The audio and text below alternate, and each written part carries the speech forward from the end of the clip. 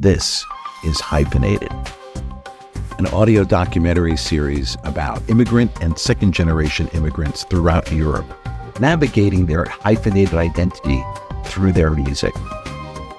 My name is Ron Deutsch. The following conversation took place in February 2025 over Zoom. It has been edited for clarity and length. Music in this episode is provided by today's artist, Meral Polat.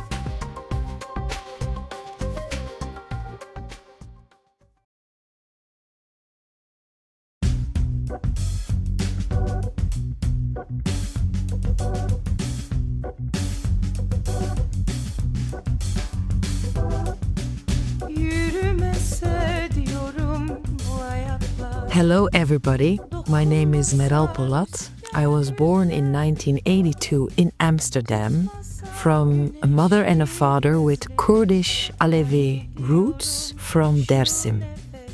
Dersim is at this point located in East Turkey, and the official name is also not Dersim anymore because after a genocide on Dersim in 1938, they changed the Kurdish name Dersim into the Turkish name Tunceli, which means iron fist.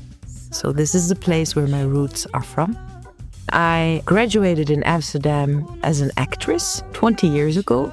So I play and make theater, I play in movies, in television shows, and music was always, before I went to the theater school, before I choose this to do as a profession, music was always a part of me.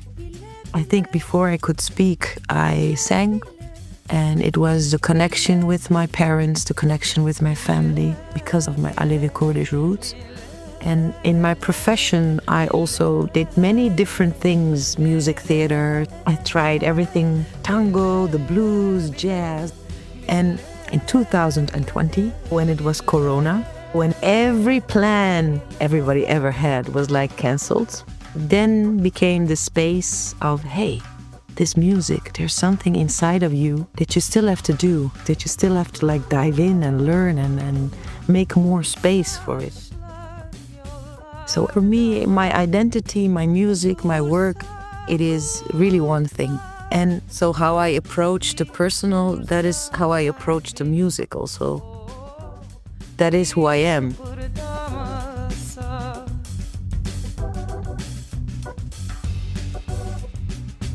Being who I am, having the experience of being a Kurd, being an Alevi, being a woman, being a child of migrants, being a diaspora artist, it inspires me and it is a force for me to talk about it, to tell it, to help it, to share it. And at the same time, it's also, how do I explain it? So being an artist, it's like jackets you put on and you can put off. So we are not, our identities, they're not stuck to us. It is a part of us that we can also maybe take a distance and see and compare. And behind there's the soul, there's the human. Everybody would always, have an opinion. Are you a singer? Are you an actress? Are you a writer? What are you? Everybody has to put you in a box. It's my whole life, like in every way. So yes, I do define myself because people ask, define yourself, but it is one part. It is not all that defines who you are. Everything, nothing. So being a female is a part of an identity. What I feel biologically, but also what is told to me. And being a female, what is told to me in my Eastern background is sometimes totally the opposite of what is told to me in my Western background. So, yeah, we are just walking conflicts.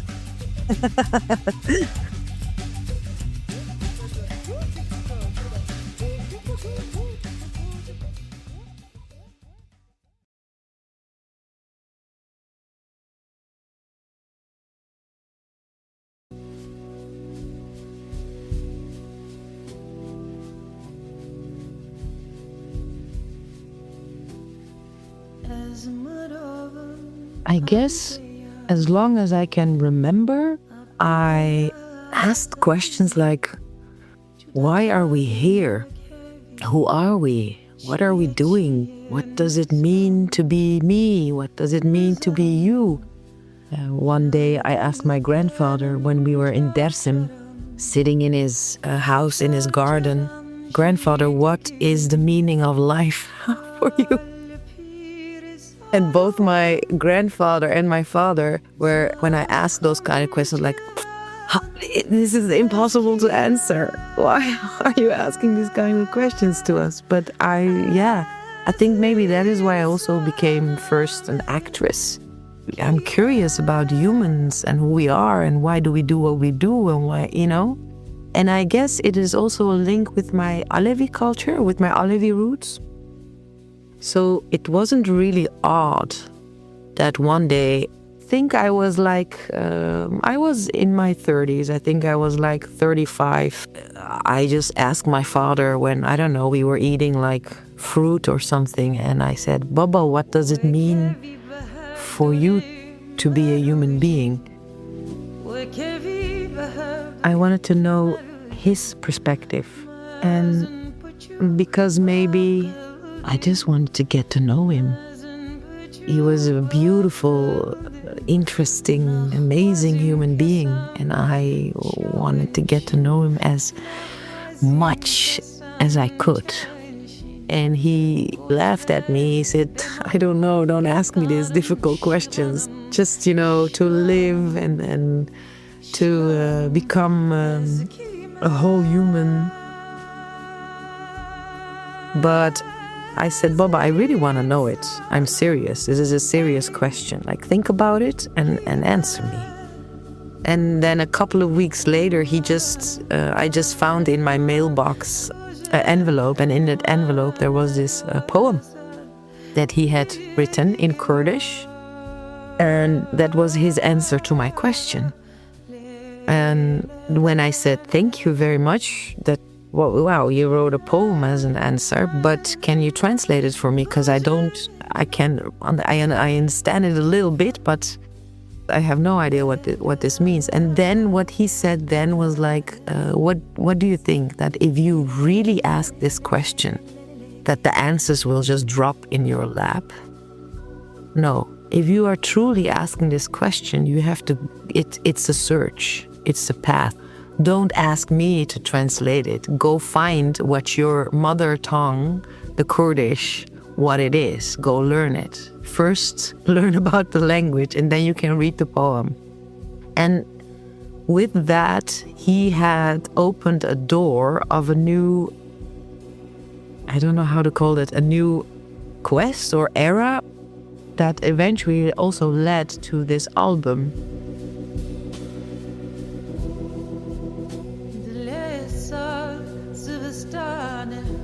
Ez kime means who am I in Kurdish. And in the first sentence he writes, "I am a human being, a possibility of freedom." Or you can translate it as a monument of freedom. And in my essence, I do not know separation. There is no discrimination.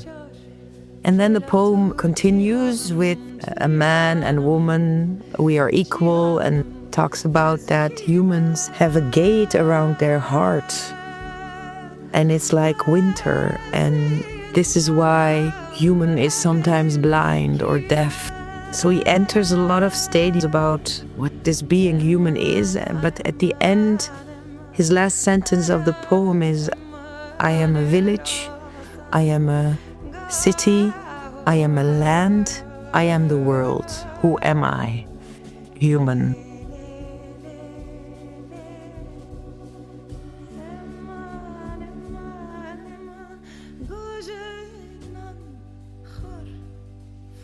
And what this means for me is like, it is very practical. Like, okay, we are equal here, and we have to, stay with an open heart. You have to stay with hope. You have to stay with empathy towards each other. Like, you have to not judge somebody who is different than you, all these kind of things. But when he says, oh yeah, I am the village, I am the city, I am the world, is everything we see around us is who we are. Everything that is outside is also the inside. Like this hate or this judgment or whatever, it is first something that is inside of you have to see and understand or heal or reconcile with. Yes, but also something bigger. Like, as a human, I am also the time that is passing. As a human, I am also everything that is around me.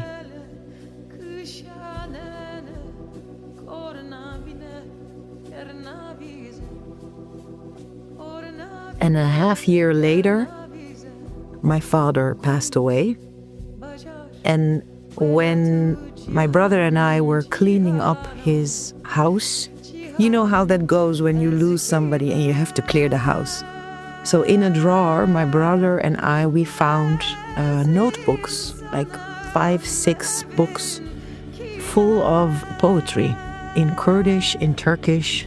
Sometimes he tried also in Dutch. My father has written all these years. And I knew that he had written a couple of poems also for me, but so much we did not know.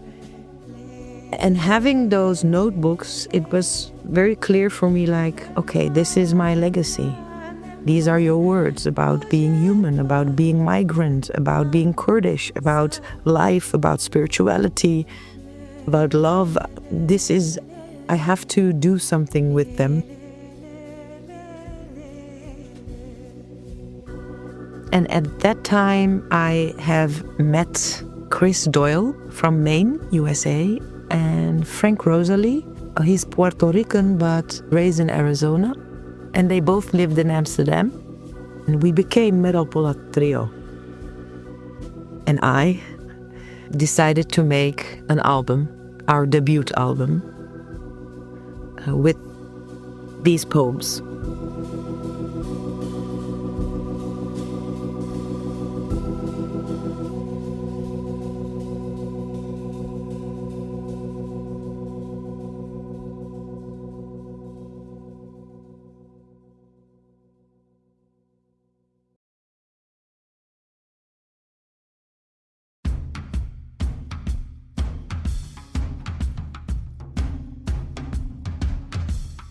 There's this one song, it's called Dia.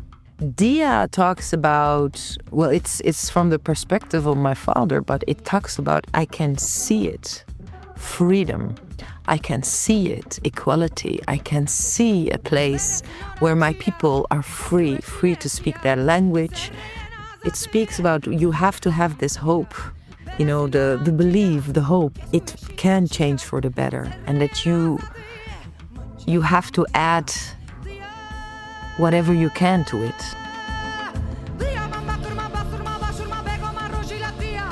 As a child, you are not really conscious about that you are the other or that you are different. But when I was really young, I did encounter bullying by Dutch children.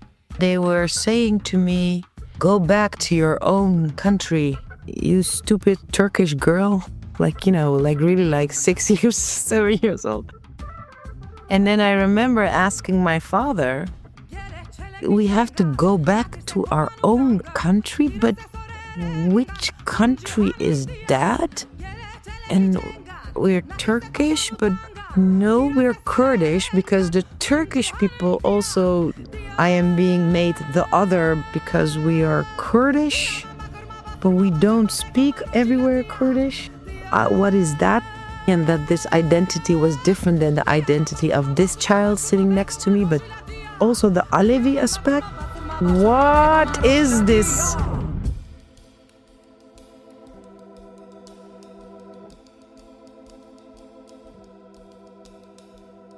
So you feel all these things as a child, but you cannot place it. But it did make me really interested in who are we then all, and what are these identities. I couldn't get it, what this tension and these narratives of identities were.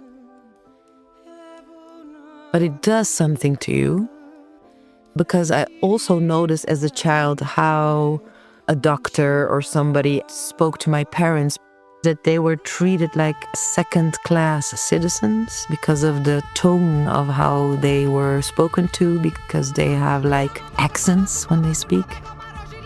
Also, like, I didn't understand when my father told me that he could not speak Kurdish for a long time in Turkey, that as a child they beat him up for it. What does that do to your being when your right to exist is constantly being threatened? How do you stand? How do you talk? How do you walk? What does that do to a human being when you had to constantly fight for your existence, when you had to constantly protect your identity? So, language is a construct, right? We made it. We created it. When I went into this music world and decided the languages that I sing in, Kurdish and Turkish, so the languages of my roots, I discovered that I was really naive and really privileged. Like, okay, born in Amsterdam, yeah, I'm gonna sing Kurdish and I'm gonna sing Turkish. Yeah, I know that the language is sometimes gonna be difficult in Turkey, that people not gonna want us to sing Kurdish, because of the political tensions, which is of course such bullshit. I discovered that some places will not book you because you sing Kurdish, and you can sing about finding a great green flower and eating it, but it will be judged as being political just because it is in Kurdish. So this is what you are dealing with. And this I was naive in a little bit, because I am not a politician. I am not I am an artist. And yes, I am an activist artist. But only the fact that it was in Kurdish was enough that some people just don't come or don't want to book it. But the other way also happens. So Kurdish people can say, you are singing in Turkish, and this is the language of the oppressor. And they're true. It is true. They have forbidden the Kurdish language, they have assimilated, and it is true, but it is also my language. It is also my culture, this Turkish language. It is also something I was brought up in. It is the language that I love and I was loved in. But then we can also say, don't talk English because it's the language of the imperialist, So this is also sometimes a thin line to navigate in because of the Kurdish language. That, it is a language that is still in oppression. And that makes it different than if I would have been an English singer. If I would have sung in another language. But this makes it also very important to do so. Because we need to talk about these things. These things, are important questions to come into the light. And there's this poem that Nazım Hikmet wrote. There's this sentence like, living is planting an olive tree seed in the ground, knowing that you will not ever be able to sit in his shadow. But the generations after you will. And it is the same thing with us, that we have to have hope. Maybe we will not live this peace, maybe we will not experience this change, but we have to plant a seed in the ground, as how big or small we can, This is what Dia talks about.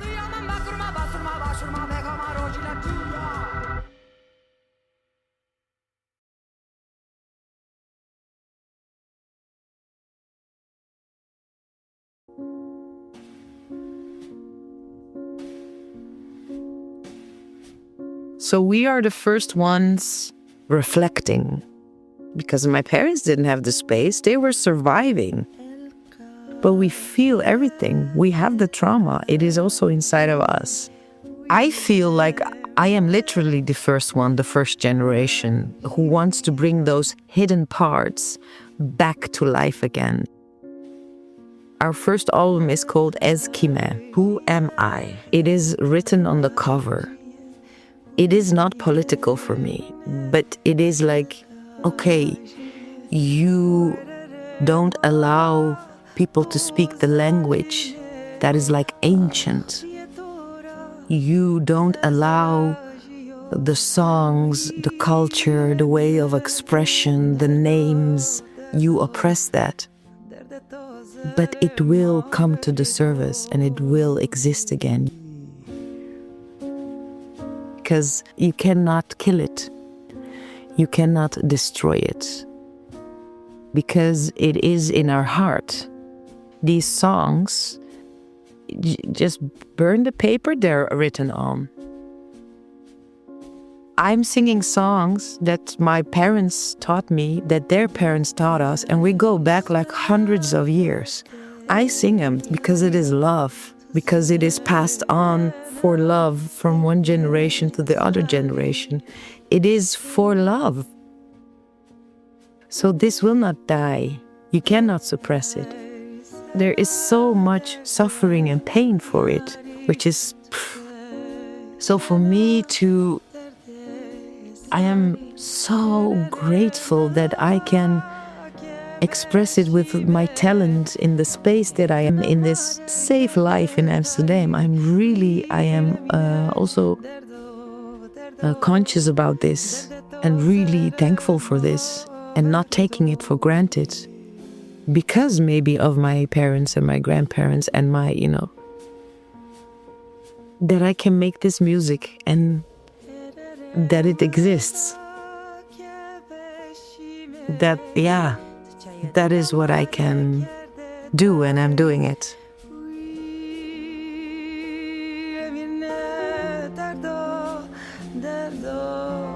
Yeah.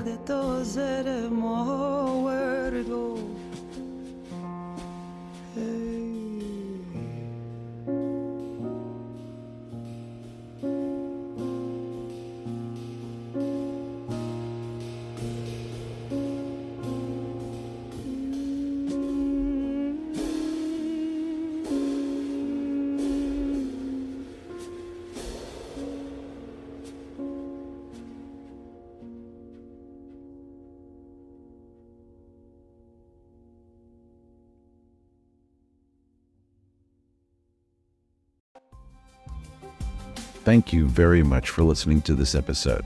I invite you to like and subscribe at our website, hyphenated.eu, where you can find other episodes and discover more hyphenated artists. You'll also find a playlist of music in this episode, as well as links to more information about the artist. Please consider buying some of today's artist music or adding them to your streaming playlist. Or better yet, go see them play live.